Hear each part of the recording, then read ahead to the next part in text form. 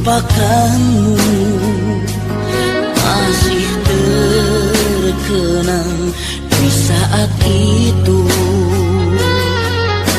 Betapa bahagia dirimu saat kau bimbing aku, mulia hatimu.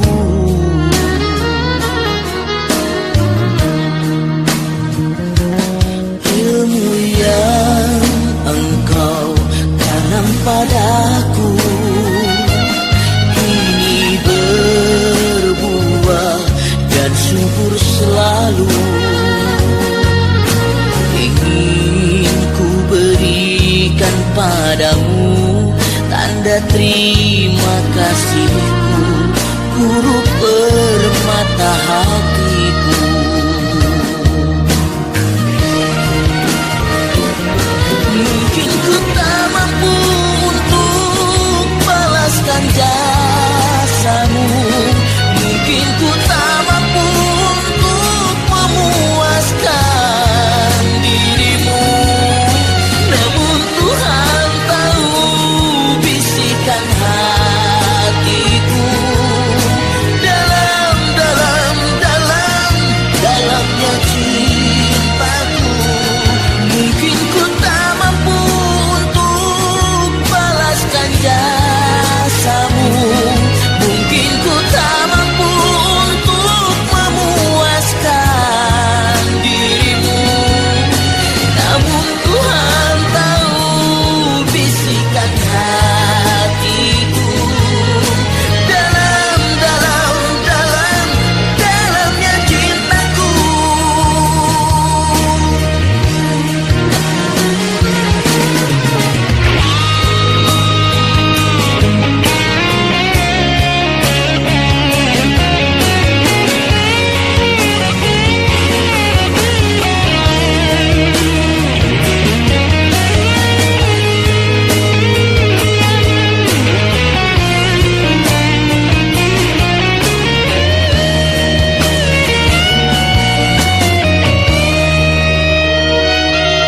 Ilmu yang engkau tanam padaku kini berbuah dan subur selalu. Ingin ku berikan padamu tanda terima kasihku, guru permata hatiku.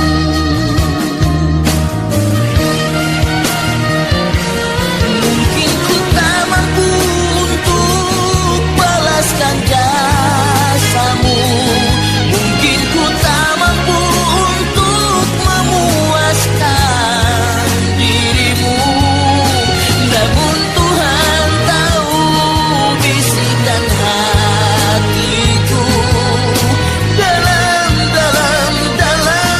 Dalamnya cintaku. Mungkin ku tak mampu untuk balaskan jasamu, mungkin ku tak. Apa kabar pagi ini anak-anak? Baik. Alhamdulillah. Nah, selamat datang di kelas 6. Alhamdulillah, sekarang kita memasuki tahun ajaran baru, yaitu tahun ajaran 2023-2024. Nah, di awal masuk kelas ini, sebelum kita masuk ke materi pembelajaran yang ada di kelas 6, ada baiknya kita akan membuat kesepakatan kelas dulu, ya. Nah, Ibu, ada pertanyaan buat kalian. Apakah peraturan itu penting buat kalian? Nah, untuk apa peraturan itu? Biar apa?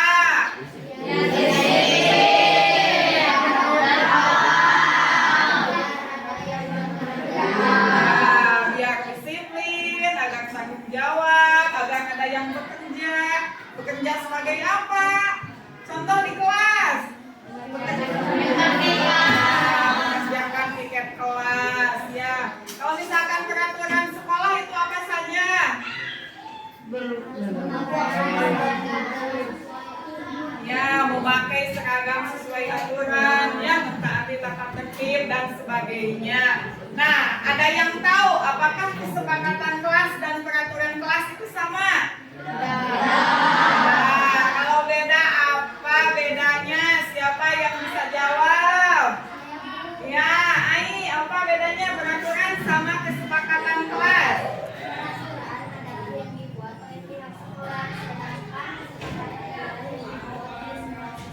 Ya, tepuk tangan buat Ai. Terima kasih, Ai. Nah, itu ya, peraturan dan keyakinan itu atau kesepakatan itu berbeda. Ya, kalau peraturan adalah tatanan, sedangkan keyakinan adalah kepercayaan dan sebagainya, atau sungguh-sungguh, kepastian atau ketentuan, yaitu keyakinan. Nah, definisi dari keduanya itu memiliki perbedaan dari penentu atau pembuatnya, seperti yang sudah tadi disebutkan oleh Ai. Kalau peraturan itu berasal dari luar diri individu, misal peraturan pemerintah, maka yang menentukan adalah pemerintah. Demikian juga peraturan sekolah, maka yang menentukan adalah sekolah tersebut. Kita di SDN Walahir punya peraturan, maka yang menentukan peraturan tersebut adalah sekolah SDN Walahir. Nah, sedangkan keyakinan atau kesepakatan kelas mengacu dari dalam individu kita, ya. Nah, kepercayaan apa yang sungguh-sungguh dipegang, kemudian nilai-nilai apa yang kita yakini di kelas, ya. Nah, hari ini kita akan membuat kesepakatan kelas, ya. Ibu punya beberapa pertanyaan untuk kalian. Nah, yang pertama, kalian menginginkan kelas yang seperti apa?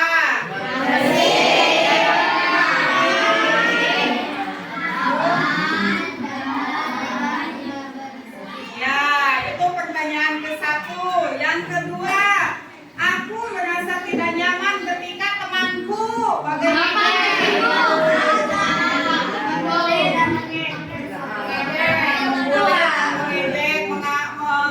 Memanggil kita dengan sebutan nama orang tua. Pertanyaan ketiga, bagaimana seharusnya sikapku ketika ada guru dan teman yang sedang berbicara? Ya, harus menghargai pendapat teman, mendengarkan pembicaraannya, ya.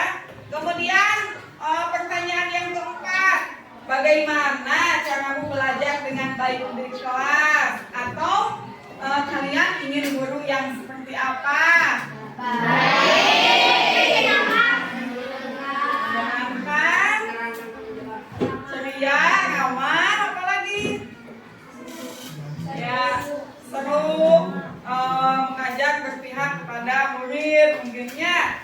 Nah, Ibu akan menuliskan pertanyaan ini di papan tulis untuk kemudian nanti kalian jawab jawabannya ditulis di kertas post-it, ya. Untuk jawaban nomor 1 di kertas warna hijau, untuk jawaban nomor 2 di kertas warna biru. Ini untuk jawaban nomor 3. Ini jawaban nomor 4. Ya, sebelumnya Ibu akan bagikan dulu ini. Ini berapa orang ke belakang? 1, 2, 3, 4, 5. Ya. Ini dibagi.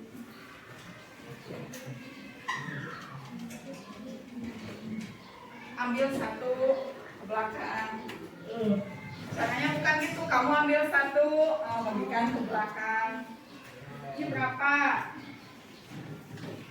Sama 5.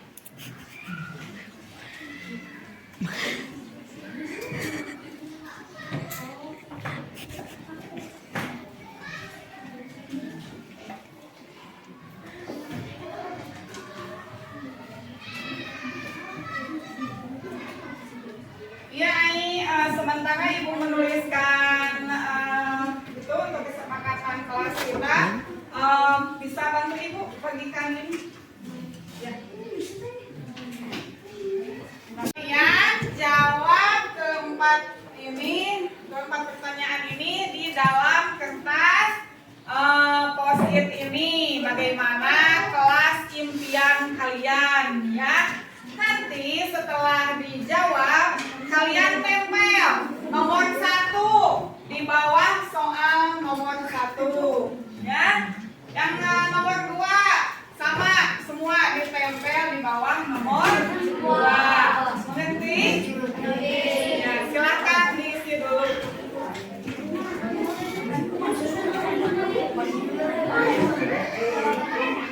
Iya, iya. Di sininya 1 ya, ditulis nomornya. Di dalam kertasnya kalau nomor 1 tulis nomor 1, nomor 2 ditulis nomor 2.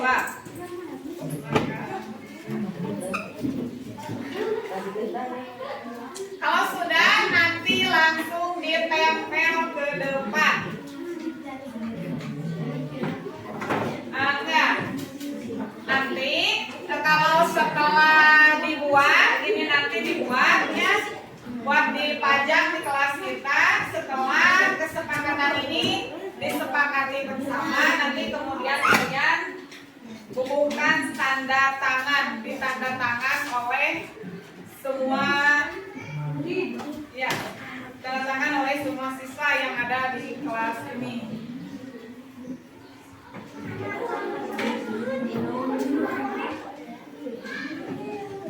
Yang sudah silakan langsung ditempel ke depan sesuai nomornya, disimpan di bawah hanya ini.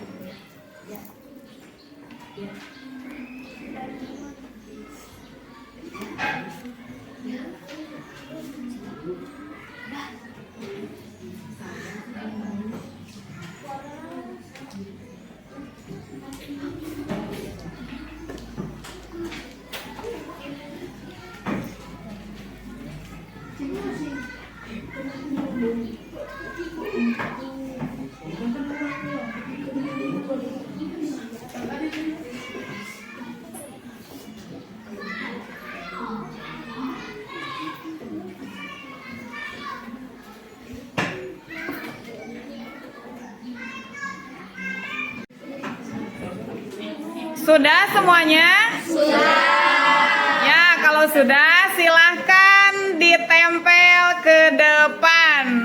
Ke depannya budayakan antri. Ya, silakan mulai dari mana dulu? Sini. Ya. Ayo Gea. Gea, tempel Gea. Lanjut. Ya, sok. Ya, lanjut diikuti temannya.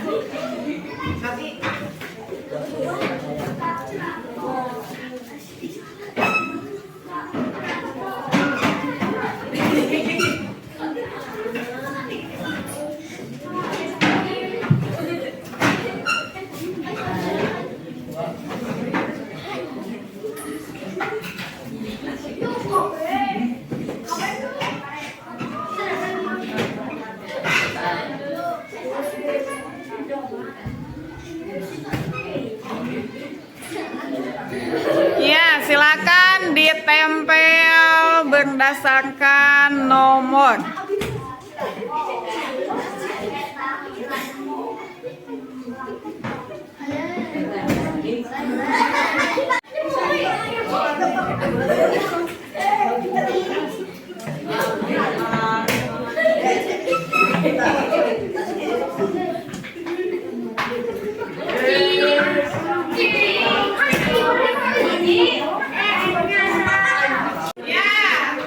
Semua sudah ditempel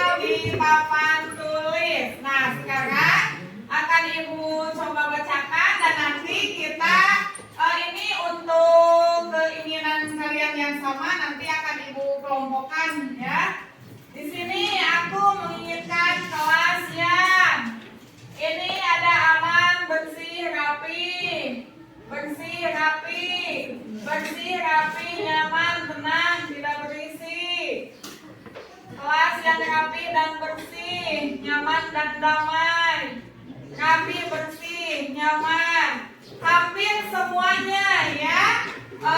Kalian menginginkan kelas yang bersih, nyaman, damai, tidak berisik dan tenang. Kemudian aku merasa tidak nyaman ketika temanku.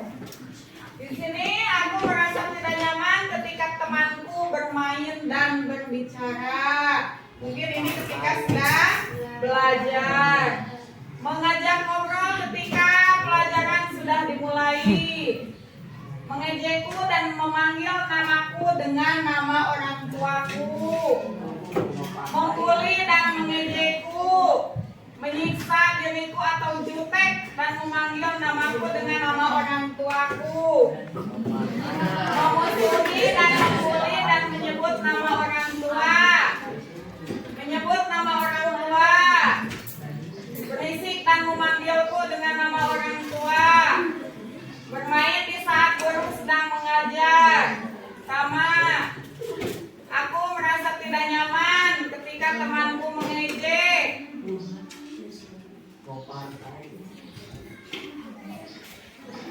Hampir sama jawabannya ya. Untuk nomor selanjutnya, bagaimana seharusnya sikapku ketika ada guru dan teman yang sedang berbicara, menghargai pembicaraan guru dan teman, menghargai, tidak berisik, mendengarkan. Sikap yang harus dilakukan yaitu harus mendengarkannya. Harus mendengarkan teman ketika berbicara atau guru sedang berbicara. Mendengarkan percakapannya dan tidak memotong percakapan. Ini juga semua hampir sama. Nah, jadi intinya kita harus saling menghargai pendapat sesama teman dan menghargai guru ketika sedang menerangkannya atau sedang berbicara. Kemudian yang terakhir, bagaimana caramu belajar dengan baik di kelas? Atau aku ingin guru yang baik dan bijaksana, taat pada aturan, atau aku ingin guru yang ramah, seru, baik, asik, dan cantik seperti Ibu Heni? Terima kasih. Saya ingin belajar dengan sungguh-sungguh, baik, ceria, seru, dan lain-lain. Dengan tertib dan nyaman, baik, ramah, dan nyaman, orang senyum, seru. Tertib, nyaman, alhamdulillah. Jawabannya ini hampir sama. Nah, nanti dari pendapat kalian semua ini akan kita buat sebagai kalimat positif. Nanti kita tuangkan dalam kesepakatan kelas kita, ya. Nanti kita sepakati nomor 1 mau apa, nomor 2, 3, 4, dan selanjutnya. Itulah. Sekarang dari kesepakatan yang telah kalian curangkan atau kalian kemukakan dalam kertas posit ini, kita simpulkan ya. Ini kesepakatan kelas kita. Ini merupakan kesimpulan dari pendapat-pendapat kalian yang sudah dituangkan dalam kertas posit ini ya. Kita baca sama-sama. Yang pertama yaitu sepakat. Yang nomor 2 menghargai guru dan teman. Sepakat. 3 berpakaian rapi sesuai peraturan sekolah. Sepakat. 4 menjaga kebersihan kelas dan sekolah.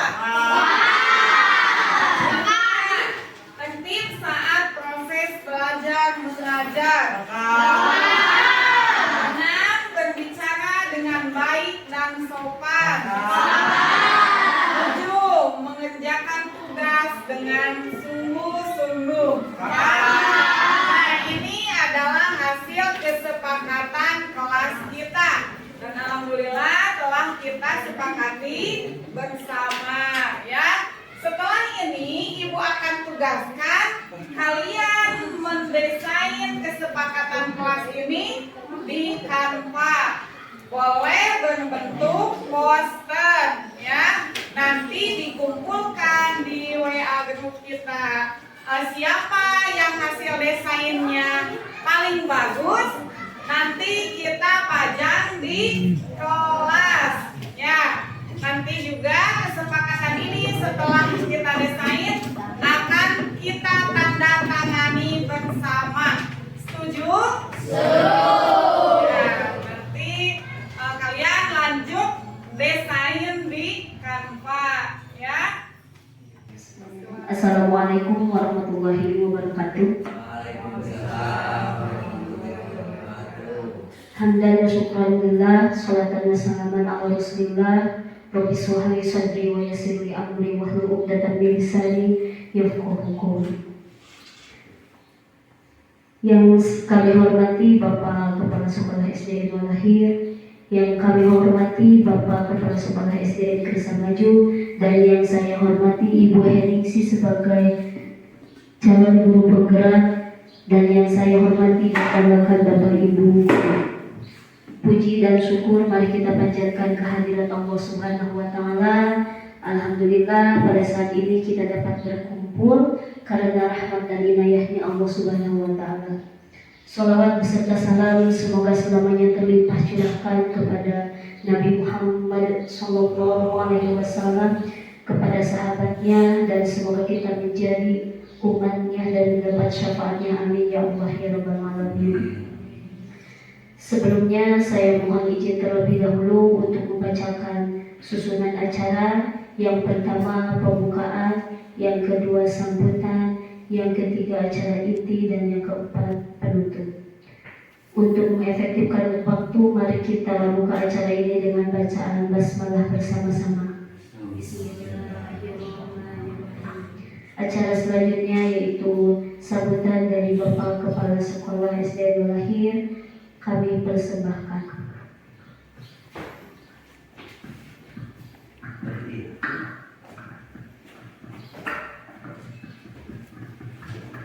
Bismillahirrahmanirrahim. Assalamualaikum warahmatullahi wabarakatuh.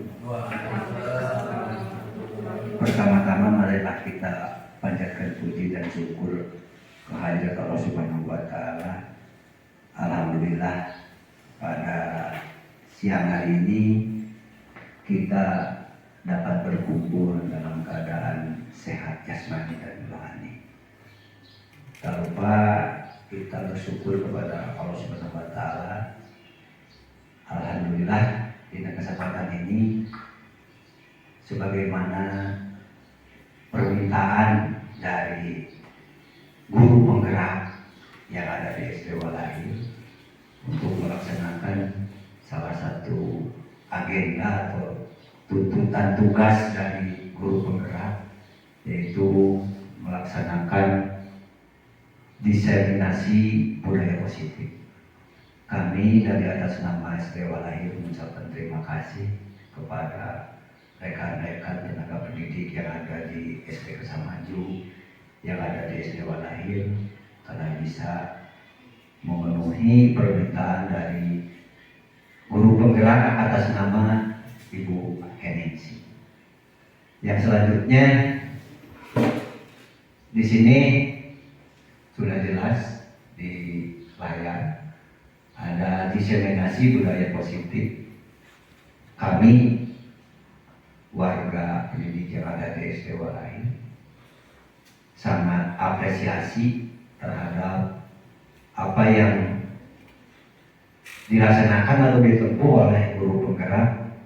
Di antaranya ada budaya positif. Berarti ini merupakan tugas kita, tugas pokok fungsi kita sehari-hari dalam membentuk anak yang berkarakter. Dan untuk menanamkan budaya positif ini perlu keterlibatan semua warga pendidik yang ada di lembaga tersebut. Di antaranya kita sebagai guru, sebagai agen pembelajaran agen budaya harus bisa membentuk karakter-karakter positif yang ada pada diri anak atau peserta didik di tiap-tiap kelas. Dan dalam pelaksanaannya juga harus komprehensif, jangan parsial. Kalau ada guru 6, berarti semuanya harus terlibat untuk membudayakan budaya positif. Kalau dulu itu dinamakan pembiasaan, masih sama-sama itu saja. Tapi di sini ada budaya positif. Kalau budaya positif itu merupakan suatu tuntutan yang mutlak, absolut, tidak boleh tidak. Lawan dari positif berarti negatif. Kalau negatif itu berarti bertentangan dengan norma-norma, baik norma hukum yang berlaku di negara kita maupun norma-norma agama yang dianut oleh kita masing-masing. Sesuai dengan di sekolah itu ada takwa, cerdas, terampil, berarti kita harus melayani tuntutan-tuntutan yang harus ditanamkan kepada peserta didik. Selain membentuk anak yang cerdas, tapi takwa, terampil, juga sikapnya, berarti budaya positifnya.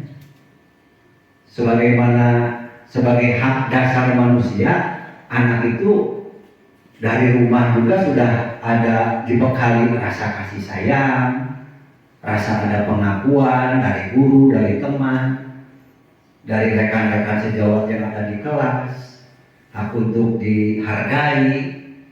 Itu merupakan hak dasar yang ada pada diri anak masing-masing. Jadi anak itu jangan dianggap oleh kita sebagai tong kosong yang tidak ada apa-apanya, tapi sudah mempunyai bekal. Ada bekal-bekal dari anak yang diterima dari orang tuanya, dari kakaknya, dari familinya yang ada di sekitar keluarganya. Nah, di sekolah juga oleh kita diberdayakan hal-hal yang positif itu. Jadi harus mengikuti karakter yang ada pada diri anak. Utamanya kalau ingin menanamkan sikap pembiasaan atau sikap budaya positif itu, sepertilah ketika bertemu dengan teman mengucapkan salam, dengan guru sama mengucapkan salam. Sebelum belajar masuk kelas biasa berbaris dulu, buang sampah pada tempatnya. Sebelum mulai belajar berdoa, sesudah habis belajar sama-sama berdoa. Itu hal-hal yang budaya positif. Jadi budaya itu hal-hal yang sudah diakui oleh kita semua bahwa hal tersebut benar. Ada juga yang dinamakan budaya tapi menyimpang sehingga ada pembenaran. Banyaklah kegiatan-kegiatan di kemasyarakatan baik dimanapun, ternyata ada budaya, padahal sebenarnya salah. Ada yang seperti itu kan? Ada ya, budaya yang salah, jadi ada pembenaran gitu. Contohlah kalau dalam jual beli, misalkan jual beli kayu ukuran, kan biasa lumrah, budaya padahal itu salah gitu. Jadi yang di sekolah itu harus benar-benar menanamkan budaya yang tidak bertentangan gitu, tidak bertentangan dengan norma hukum baik agama maupun dari agama kalau bahasa sekarang gitu. Itu hal budaya positif. Yang pertama kita harus menanamkan budaya malu lah. Jadi anak itu kalau di sekolah malu kesiangan, malu ketika buang sampah sembarangan, malu ketika nyontek, malu ketika tidak berseragam, malu ketika pakaian tidak rapi. Lamun ayat ayat budaya malu dari diri orang otomatis jadi akan sadar dengan sendirinya. Jadi membentuk budaya positif itu bukan berarti dipaksa, tapi harus timbul dari kesadaran diri pribadi, dari diri anak. Kalau dipaksa oleh kita, kadangkala di depan kita anak itu turut, tapi ketika tidak ada kita, anak itu perilakunya itu menyimpang karena tidak didasari dengan dari pribadi gitu. Nah, untuk membentuk budaya positif itu dibutuhkan faktor eksternal. Faktor eksternal itu faktor yang datang dari luar. Ada faktor internal yang ada pada diri anak tadi.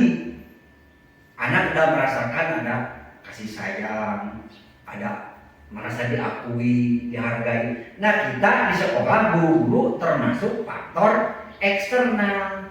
Jadi membantu sumber daya yang ada pada anak sudah ada, dibantu oleh kita. Faktor eksternalnya dalam membantunya itu seperti tadi ya. Jadi jangan parsial, harus semua pihak bergerak. Misalkan guru kelas 1 menanamkan disiplin buang sampah, jangan sembarangan, itu budaya positif. Nah, ketika kelihatan oleh guru kelas 2, jangan dibiarkan. Harus anak seperti guru kelas 1. Guru kelas 3, 4, 5 sampai 6 harus semuanya. Jadi ketika anak bertemu dengan siapa-siapa, dengan guru-guru yang ada di kelas itu di sekolah, akan berlaku seperti bertemu dengan guru kelas 1. Kalau bertemu dengan guru kelas 1 anak itu taat, kalau bertemu dengan guru kelas 2 karena suka dibiarkan, cuek. Jadi karena harus teamwork lah, suatu kesatuan yang utuh sistem gitu. Penanaman untuk menanamkan budaya-budaya positif yang ada di sekolah. Itu loh kiranya teknis atau cara-cara kita menanamkan sikap perilaku yang positif terhadap peserta didik. Di antaranya juga kita sebagai tenaga pendidik harus menjadi agen. Jangan sampai jangan berseberangan. Kalau kita harus menanamkan disiplin kepada anak, datang tepat waktu, ketika kita datang, kesiangan kan? Kalau bahasa Sunda mana? Matelah, mintul gitu. Tapi kalau kita menanamkan kepada anak harus datang tepat waktu, gurunya sudah datang terlebih dahulu kan, mau berbicara apa-apa pun kita lugas. Kalau kita datang terlambat, ketika anak malikeun lamun cek bahasa Sunda bapak kesok kaberangan kan moal teurak gitu. Sarua itu leungeun atau ngadek kai bedog mintul cek bahasa kalau. Itulah diantaranya sebagai di awal, nanti lebih jelasnya oleh peserta guru penggerak. Mungkin kajian-kajiannya lebih dalam, itu hanya sederhana saja menurut hemat saya gitu. Yang dinamakan budaya positif itu mungkinlah ke sana arahnya, membentuk pribadi-pribadi anak yang mumpuni lah, yang taat terhadap aturan-aturan yang ada di sekolah, tata tertib sekolah gitu. Kalau menurut bahasa agama itu ada akhlak mahmudah, ada akhlak majmumah gitu. Jadi kalau mendidik itu berarti anak yang tidak disiplin harus menjadi disiplin. Anak anu bedegong kudu jadi budak bager, itu mendidik. Kalau mengajarkan dari anak yang tidak bisa menulis harus bisa menulis, dari anak yang tidak bisa membaca harus jadi bisa membaca. Itulah diantaranya yang bisa saya sampaikan, dan mohon maaf jika seandainya kurang berkenan di Bapak Ibu semuanya. Sekian, terima kasih. Assalamualaikum warahmatullahi wabarakatuh.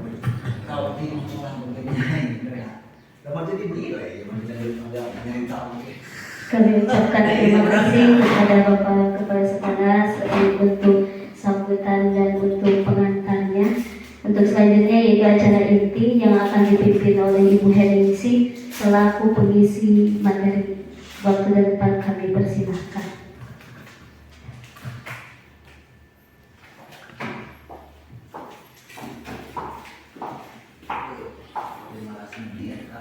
Assalamualaikum warahmatullahi wabarakatuh.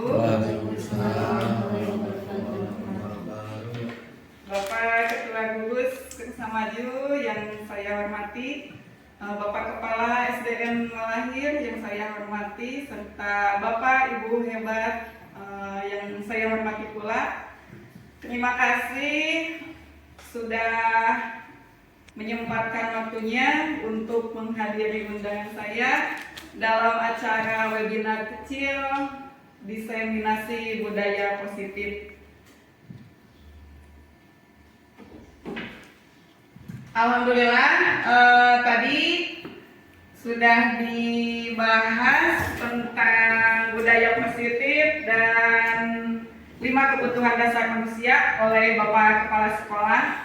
Jadi saya tidak akan menjelaskan dari awal kembali. Alhamdulillah ya Bapak Kepala Sekolah, terima kasih untuk sebuah kolaborasi yang sinergis.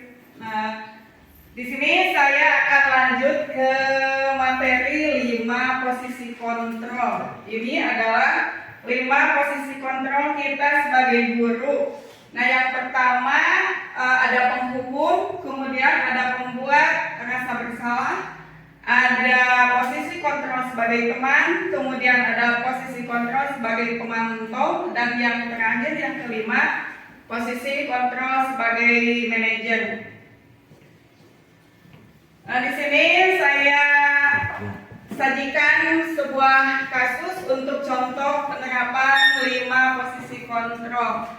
Untuk kasusnya, siswa tidak memakai sepatu saat upacara bendera.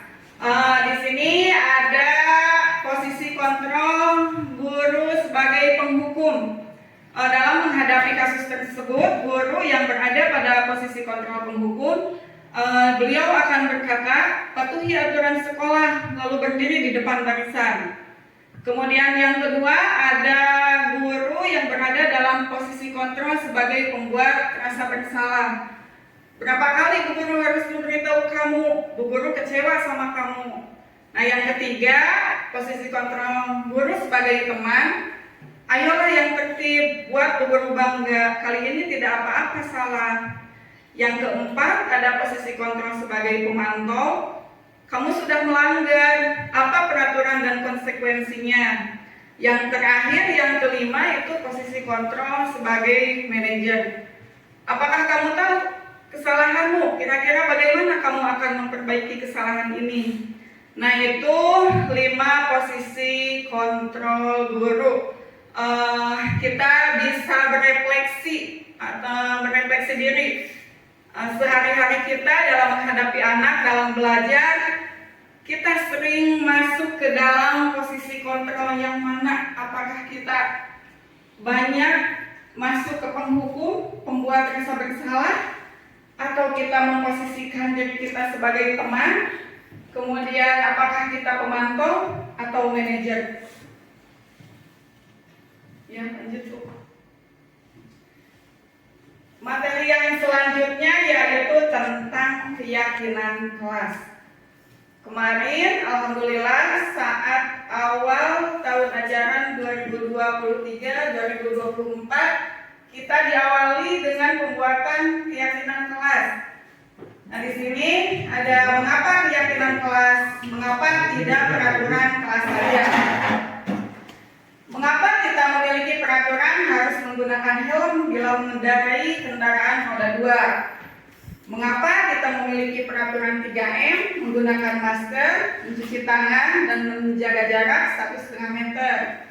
Mengapa kita memiliki peraturan yang harus datang tepat waktu pada saat mengikuti pelatihan? Nah, semua itu adalah peraturan. Untuk mendukung motivasi intrinsik atau kesadaran diri, kita harus kembali ke nilai-nilai atau keyakinan-keyakinan yang lebih menggerakkan seseorang dibandingkan mengikuti serangkaian peraturan-peraturan. Karena keyakinan kelas itu lebih membentuk kesadaran diri anak. Beda dengan peraturan-peraturan. Nah, di sini saya mau tanya sedikit atau mau ada dari teman-teman Bapak Ibu guru hebat yang mau berbagi. Siapa kemarin yang di awal tahun pembelajaran sudah membuat keyakinan kelas? Di sini kita berbagi saja. Ya, Pak Andri. Boleh silakan diceritakan pengalamannya.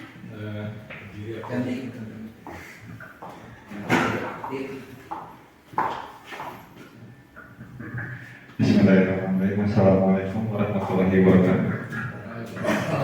Terima kasih kepada Ibu DP yang telah memberikan kesempatan untuk sekedar sharing pengalaman mengenai pembuatan kesepakatan kelas yang ada di kelas saya, di sekolah saya sendiri, yaitu kesepakatan kelas yang kami buat, yang saya buat bersama peserta didik di kelas. Yang pertama mungkin berawal dari tadi yang telah disampaikan oleh Bapak Kepala Sekolah Lahir, yaitu tentang budaya positif. Jadi kami mengambil kesepakatan kelas itu berdasarkan pemikiran dan kesepakatan kita bersama gitu di kelas. Contohnya seperti datang ke kelas sebelum jam pelajaran dimulai. Selanjutnya beberapa kesepakatan yang lain kita buat berdasarkan curhatan-curhatan atau pendapat-pendapat yang disampaikan oleh peserta didik, dan kita ambil kesepakatan bersama dan kita setujui dan menjadi keputusan bersama yang harus kita sepakati. Itu mungkin Bu dari saya sharing pengalaman mengenai pembuatan kesepakatan kelas. Terima kasih. Wassalamualaikum warahmatullahi wabarakatuh. Terima kasih kepada Pak Andri yang sudah mau berbagi tentang prosedur pembuatan keyakinan kelas. Masih ada dari ibu gurunya yang mau menambahkan? Ya, sudah saya lanjut ya. Nah, ini untuk pembentukan keyakinan kelas itu untuk tujuannya yaitu untuk mendisiplinkan anak didik ya, untuk menumbuhkan disiplin positif di kelas dan umumnya nanti menjadi budaya positif di sekolah. Pembentukan keyakinan sekolah atau kelas, ini keyakinan kelas bersifat lebih abstrak daripada peraturan yang lebih rinci dan konkret.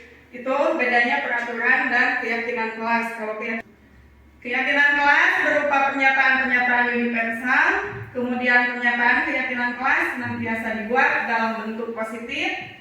Keyakinan kelas hendaknya tidak terlalu banyak sehingga mudah diingat dan dipahami oleh semua warga kelas atau anak didik kita.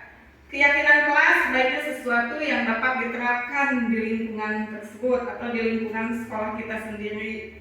Semua warga kelas hendaknya ikut berkontribusi dalam pembuatan keyakinan kelas lewat kegiatan curah pendapat. Bersedia meninjau kembali keyakinan kelas dari waktu ke waktu. Nah, ini masih sama ya untuk prosedur pembentukan keyakinan sekolah atau keyakinan kelas. Yang pertama, bercurah pendapat tentang peraturan yang perlu disepakati di sekolah atau di kelas. Seperti yang sudah disampaikan tadi oleh Pak Andri, demikian ya, bercurah pendapat tentang peraturan. Jadi kesepakatan kelas itu bukan kita guru yang buat, tetapi melibatkan seluruh anak di dalam kelas. Nah, kita untuk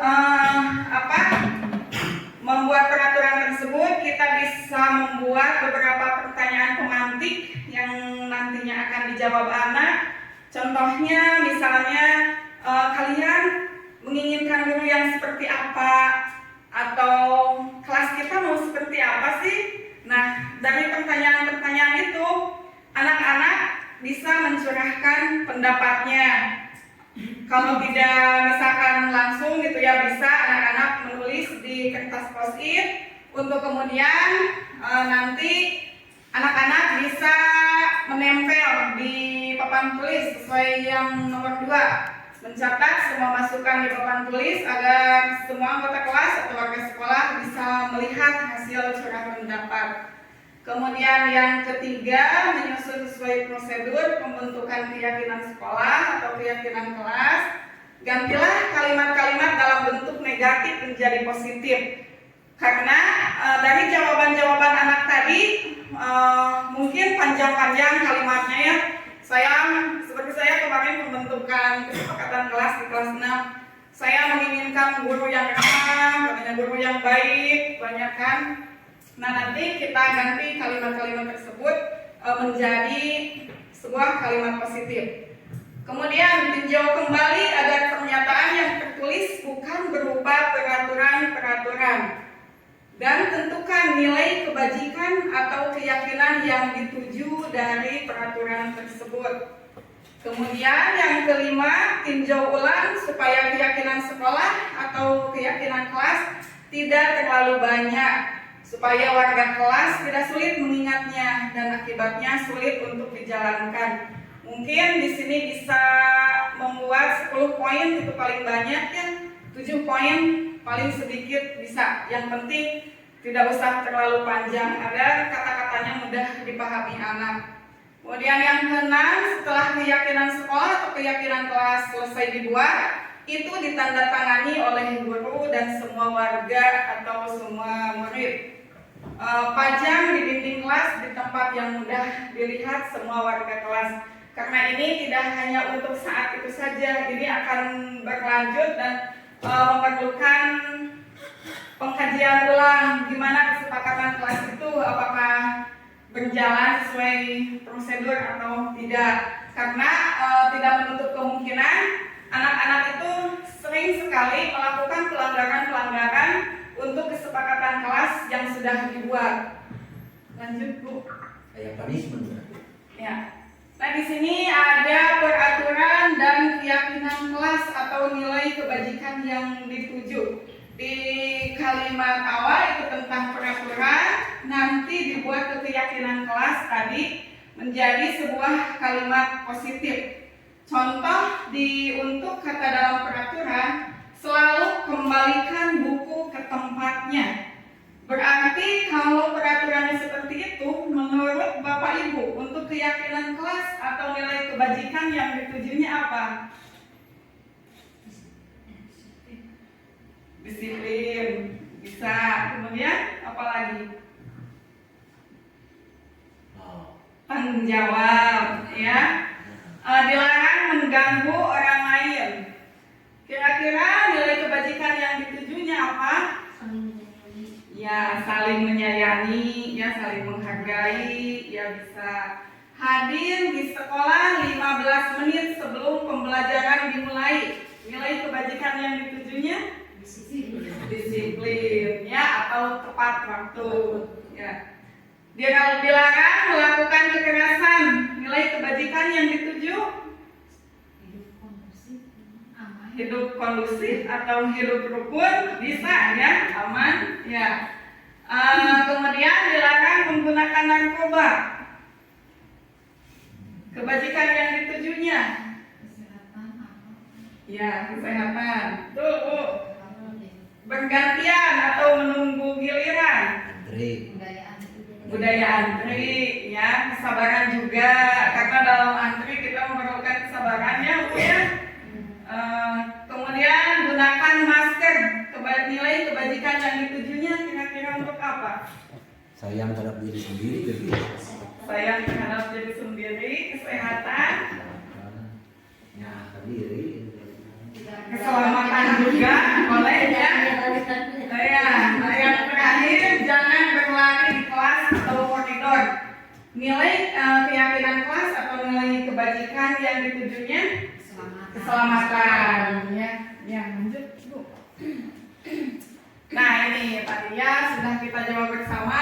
Betul, selalu kembalikan buku ke tempatnya, berarti itu tanggung jawab. Dilarang mengganggu orang lain, berarti menghormati orang lain dan diri sendiri. Hadir di sekolah 15 menit sebelum pembelajaran dimulai. Menghormati orang lain atau komitmen pada tujuan. Dilarang melakukan kekerasan, berarti keselamatan, kemudian menghormati orang lain. Dilarang menggunakan narkoba, tadi betul ya, yang sudah dikatakan Ibu Cucu, untuk kesehatan. Pergantian atau menunggu giliran, menghormati orang lain, juga melatih kesabaran. Gunakan masker, kesehatan dan keselamatan. Jangan berlari di kelas atau koridor, keselamatan dan keamanan. Untuk materi selanjutnya yaitu segitiga Ini masih menyambung dari keyakinan kelas tadi, karena akan banyak sekali anak yang melanggar terhadap kesepakatan kelas walaupun sudah mereka sepakati dan ditandatangani bersama.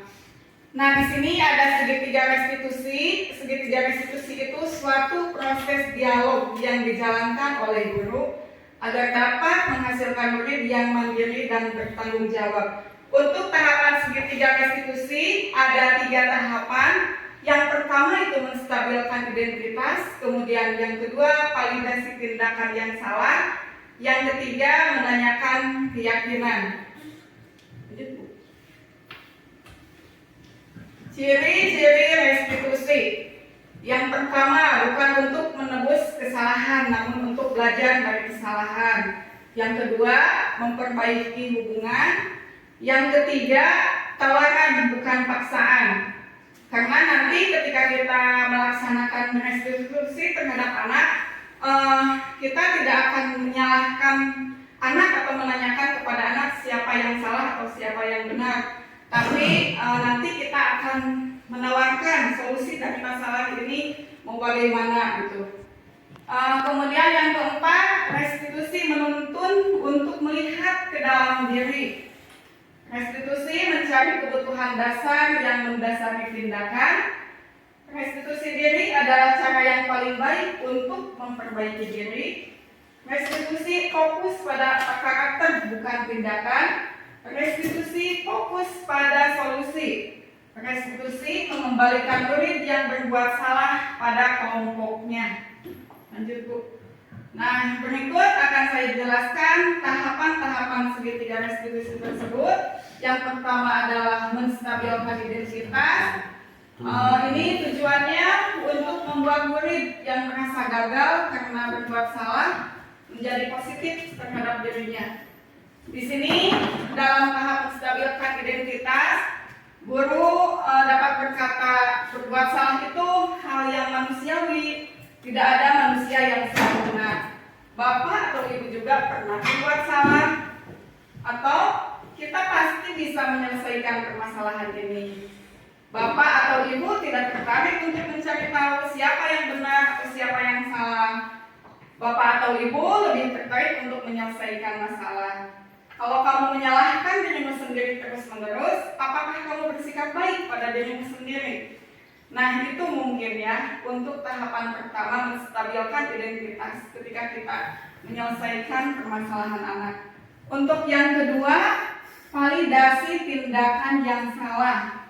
Tujuannya ini untuk membantu murid mengenali kebutuhan yang ingin dipenuhinya ketika melakukan kesalahan itu pada dasarnya setiap tindakan manusia tujuannya adalah memenuhi kebutuhan dasar yang tadi di awal sudah dipaparkan juga oleh Bapak Kepala.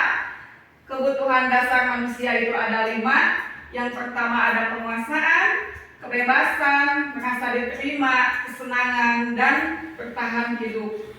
Dalam tahap ini guru dapat berkata, kamu bisa saja kan melakukan hal yang lebih buruk, tapi kamu tidak melakukannya kan? Kamu pasti punya alasan mengapa melakukannya. Apa yang penting bagi kamu? Kamu boleh tetap berusaha menjaga sikap itu, tapi tambahkan sikap yang lain, yang baru. Mungkin sikap yang baru di sini sikap yang lebih baik. Maukah kamu belajar cara lain untuk mendapat yang kamu butuhkan tanpa harus memukul? Apakah kamu besok bisa melakukan dengan lebih baik lagi? Itu dalam kasus penyelesaian pada tahap validasi tindakan yang salah. Ya, Bu Maya, ke Wahyu besok itu bisa. Siap. Untuk yang ketiga yaitu menanyakan keyakinan. Nah, ini murid melihat kesalahannya dihubungkan dengan nilai-nilai kebajikan yang diyakininya di kelas, yang sudah dibuat tadi di kelas. Ketika anak melanggar, nanti akan kembali ke kesepakatan kelas yang sudah kita buat. Pelanggaran apa yang sudah dibuat mereka. Nah, ini guru dapat berkata, apa nilai yang kita percaya di kelas atau di sekolah kita. nilai-nilai kebajikan atau keyakinan apa yang kita telah sepakati. Makanya tadi sudah dikatakan bahwa dalam pembuatan kesepakatan kelas itu tidak boleh panjang-panjang atau terlalu banyak karena agar mudah dipahami anak gitu ya, karena dalam penyelesaian masalah secara segitiga restitusi nanti di sana dalam menanyakan keyakinan anak itu harus tahu keyakinan apa atau kesepakatan kelas apa yang sudah dibuat, kemudian apa yang sudah dia langgar gitu. Kelas yang ideal itu seperti apa sih? Nah, pertanyaan seperti itu sudah dibuat juga dalam tahapan ketika kita membuat kesepakatan kelas tersebut atau ketika kita bercurah pendapat dengan anak. Kamu ingin jadi anak seperti apa? Apa yang kamu rasakan ketika kamu melakukan itu? Kamu menjadi orang yang seperti apa? Seperti itu tahapan-tahapan segitiga restitusi untuk menghadapi permasalahan yang dihadapi anak di kelas atau di sekolah. Semoga kita bisa menerapkannya di sekolah masing-masing. Dan mohon maaf ya, demikian pemaparan yang bisa saya sampaikan. Mohon maaf, pasti masih banyak kekurangannya.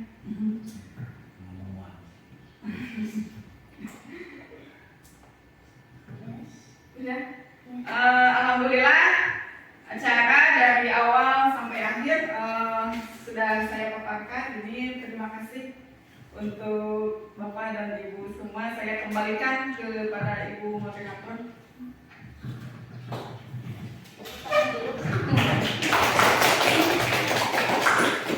Ya, kami ucapkan terima kasih kepada Ibu Komateri yang sudah memaparkan dengan sangat jelas. Semoga kita dapat menerapkan dalam kegiatan pembelajaran kita sehari-hari atau di setiap pembelajaran tahun baru. Usahakan kita membuat keyakinan kelas ya.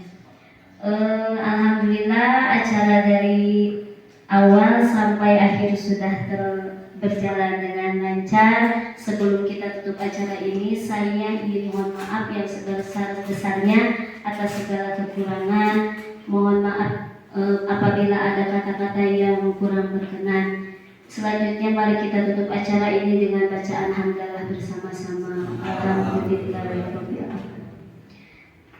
Cukup sekian dari saya. Wassalamualaikum warahmatullahi wabarakatuh.